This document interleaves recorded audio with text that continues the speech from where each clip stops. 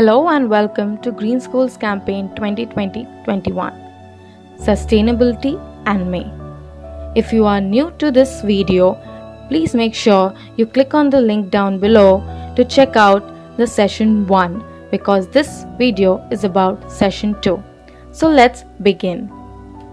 Our session 2 is about food and me. And having said that, what difference does food exactly make in our lives? Well, it's time to think. Definitely, it saves us from hunger. It fills our tummy. And when it does that, it definitely helps us to think clearly.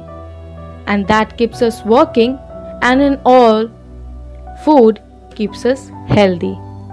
Since we have established that how important food is, it's time we pay a little gratitude. So let us thank for all the meals we've had today.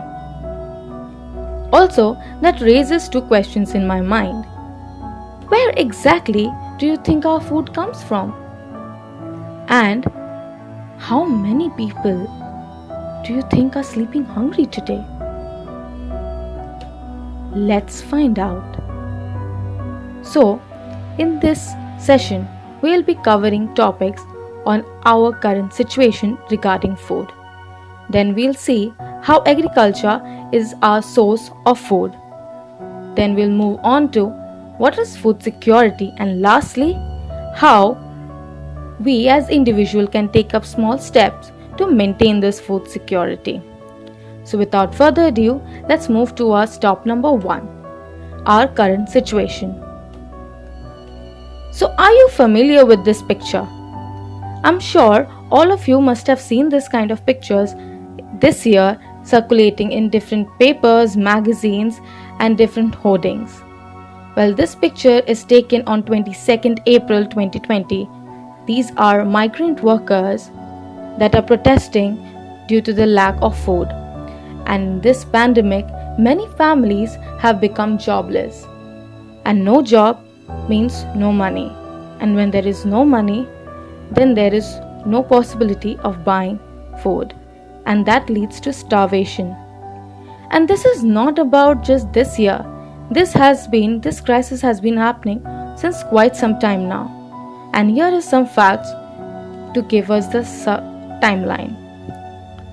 Firstly, about 14.5% of our population is undernourished, among which 20.8% of children under 5 are underweight. And due to that, 37.9% of the children under the age of 5 have stunted growth. And not only children, but about 51.4% of the women in their prime or reproductive age are anemic due to the lack of nutrition and food. And in 2018, UNICEF has estimated around 8.8 lakh children under the age of 5 dying due to malnourishment. Now this is a really cry for help, guys. And this really is happening. And millions of people are going to sleep hungry for days on. Now what can we do about it? We can't just sit, right? So what can we do about it? But before jumping onto solution, it's time we find out how exactly our food comes from and what can we do and how is it affected. So that leads us to our second stop, agriculture. So agriculture is a major economy in India. About 60% of the population in India are occupied in this job. And that has 3 main requirements: water, soil, and seeds.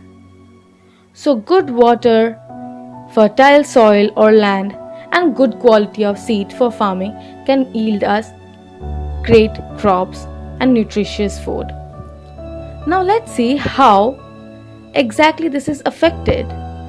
But before that, what according to you affects the agriculture? Think about it. I'll give you some time. Did your answer consist of climate change? Yes? No? Well, climate change is one of the causes. And let's see how. Last session, you studied, we found out that climate change is not just affecting the polar bears or the penguins, it's affecting us individually and also in our surroundings day in and day out. Now, let's see how specifically it affects our agriculture, and mainly these three requirements. So, due to climate change, there can be erratic weather patterns, and due to which the rains can fluctuate.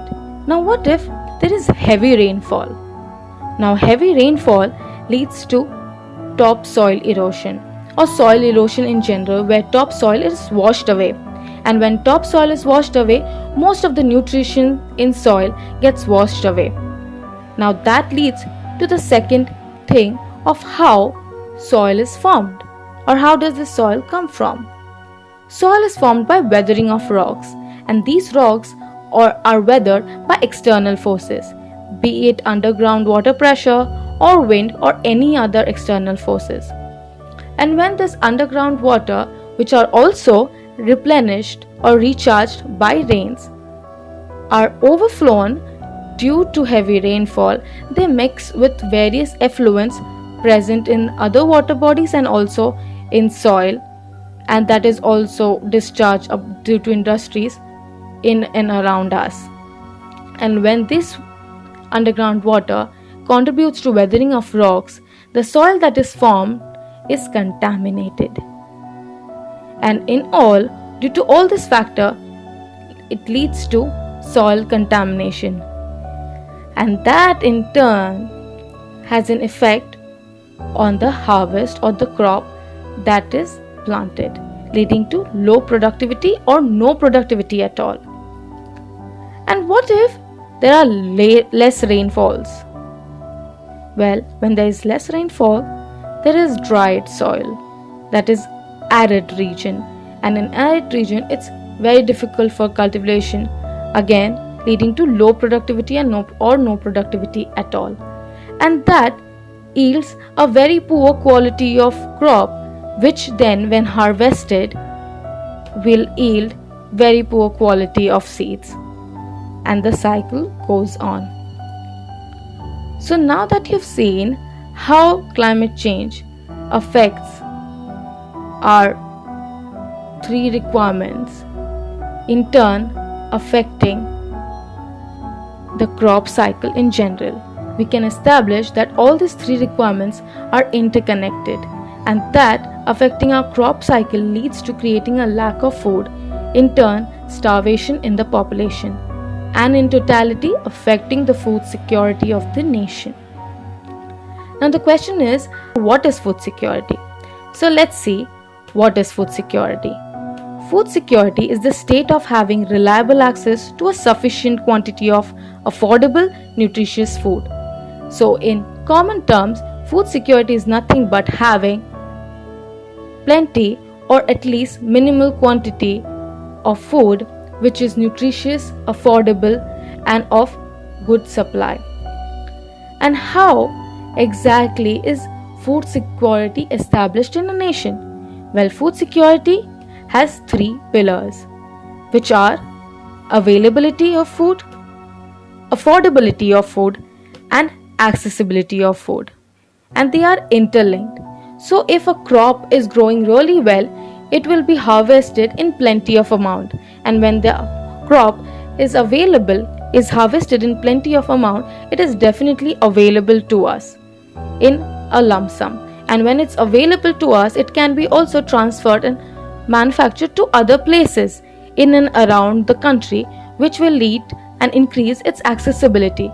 And when anything or any food is highly available and highly accessible, the cost of it will also be cheaper, making it affordable. And this is how food security can be maintained in our nation. Now, having said that, how can we individually handle the current situation that we just saw in the very first stop? So for that, we'll dive into our last stop, solution. As an individual, as sitting at our comfort of our home with no access to farmland or any agricultural land for that matter, what can we do? Well, we can start by segregating our wet waste. And once we do that, that will lead us to composting, where we can begin our composting. And lastly, when the compost is ready, we can start our mini plantation by planting veggies like tomatoes or chilies or herbs or pulses or any other kind of food, which will help us to know how much struggle is food cultivation or crop cultivation, and also how important is food in our daily life. And with that, the most important thing, do not waste your food. And having said that, it's time by doing that it will become a little help which can lead to a food security in our area with an increase of bit more food, thereby saving lives. And with that thought, I would like to leave you guys, and thank you so much for listening to this session, and I hope you found it useful. Don't forget to fill up the form below for your attendance, and also do check out the links provided in the description below for your further reading. Thank you once again.